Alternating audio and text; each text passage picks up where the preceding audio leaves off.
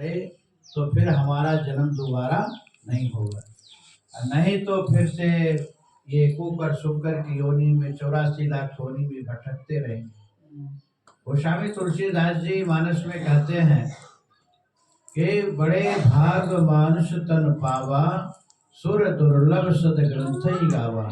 बड़े भाग से मानव का तन मिलता है, 84 लाख योनि भटकते भटकते मानव का तन मिला। और मानव के तन पाकर के हम जो देवताओं को दुर्लभ है, तो हम आत्म कल्याण नहीं किए, भगवत प्राप्ति नहीं किए, तो फिर हमारा जीवन कुकर सोकर सरीके ऐसे व्यर्थ गंवा दिए, चला गया। देखो ये जो कुकर शोकर है, जैसे आज हम कहते हैं भाई कथा सुनो सत्संग करो, तो भागा दौड़ी लगा जीवन में, फुर्सत नहीं फुर्सत नहीं। जो आज आवारा कुत्ता घूम रहे गली में, ये मान के चलो वही हैं जिनको फुर्सत नहीं सत्संग में भजन में, आज आवारा कुत्ता बन करके गली में बैठे हैं। अब तो फुर्सत है ना, अब कोई नहीं कहेगा कुत्ता को काम करो, अरे सत्संग करो। देखो भोजन निद्रा ये सभी योनियों में संभव है, लेकिन पशु योनि जो है तो अज्ञान योनि है, वो नहीं कर सकते हैं। हमको भगवान मानव दिए तो मानव अपना स्वयं आत्म कल्याण कर सकता है। भगवान कहते हैं सबते मोहि मम उपजाए, सबते अधिक मनुज मोहि भाई। हम ही से सब हुए हैं, लेकिन हमको सबसे ज्यादा मनुष्य प्रिय है, मनुष्य, क्योंकि मनुष्य नर से नारायण बन सकता है, अपना आत्म कल्याण कर सकता है। गोस्वामी तुलसीदास जी कहते हैं मनुष्य को सत्संग मिल जाता है, सत्संग से अपना आत्म कल्याण कर ले। पुण्य पुंज बिनो मिलहि न संता, पुण्य पुंज बिनु मिलहि न संता, सत्संगत संसृत करयंता।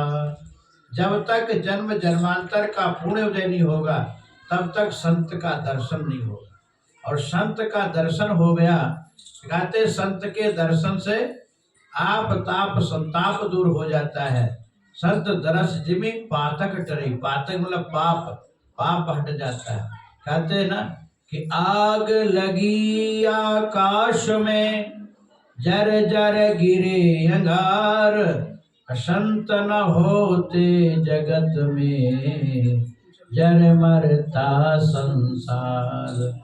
यदि संत न होते तो ये संसार जल मरता।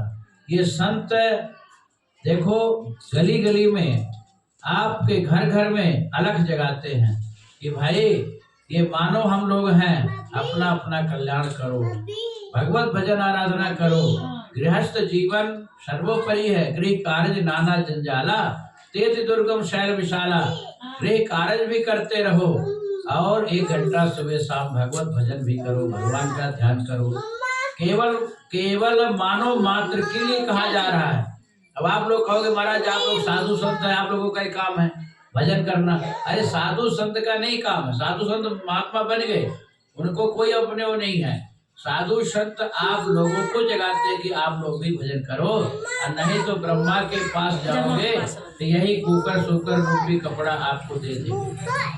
क्योंकि कर्म भूमि है, भारत भूमि कर्म भूमि है, जो जैसा कर्म करता है उसको वैसे ही फल मिलता है।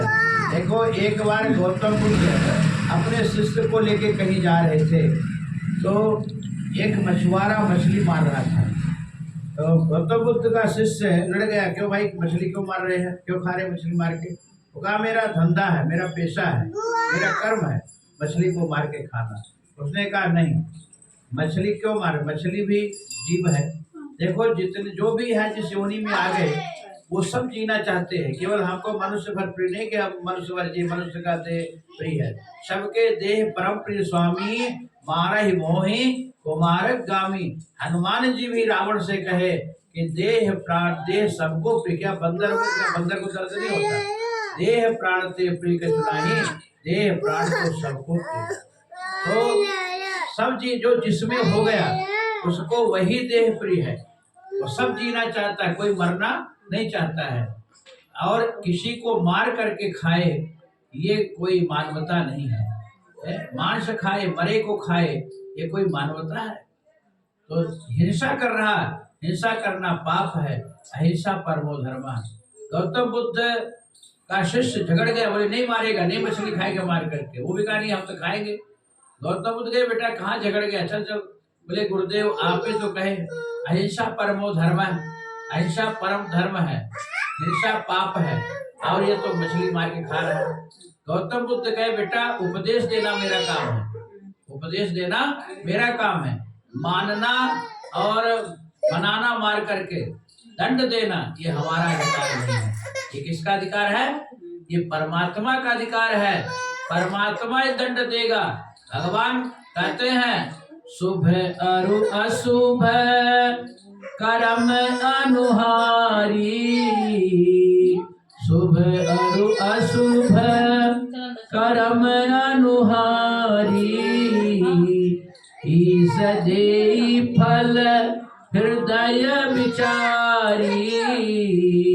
जो शुभ और अशुभ कर्म करेगा उसको परमात्मा, ईश मतलब परमात्मा विचार करके फल देगा।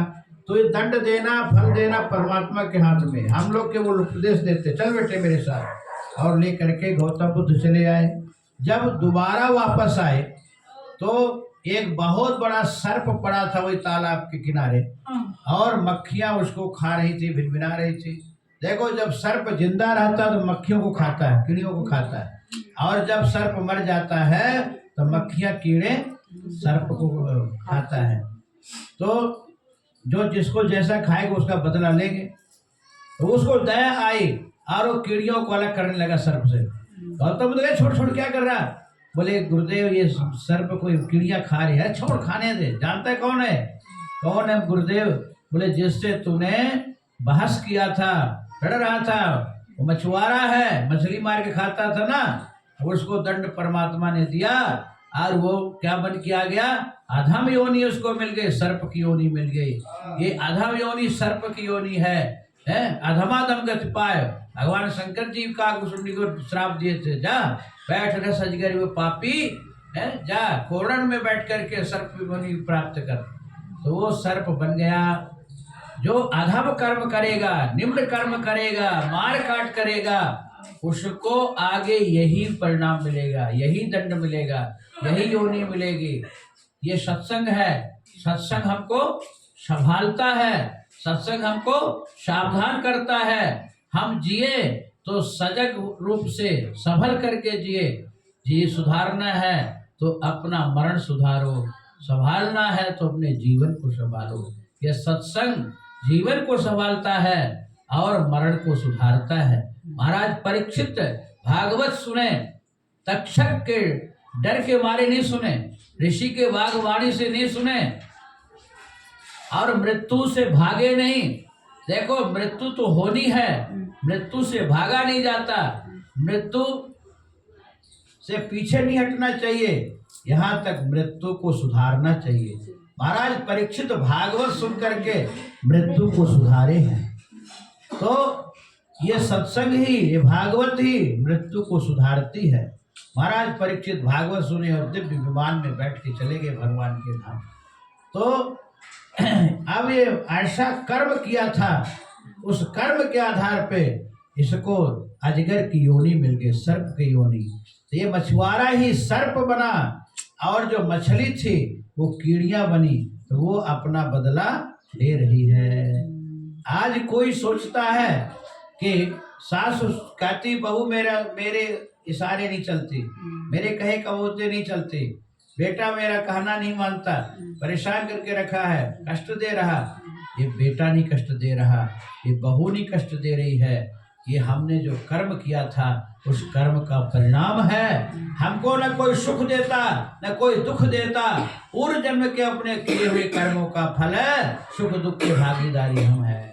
इसलिए गोस्वामी तुलसीदास जी कहते हैं कि काहू न को सुख दुख कर दाता, निज कृत करम भोग सब भ्राता, कर्म प्रधान विश्व कर राखा, जो जस करई सुतस फल चाखा।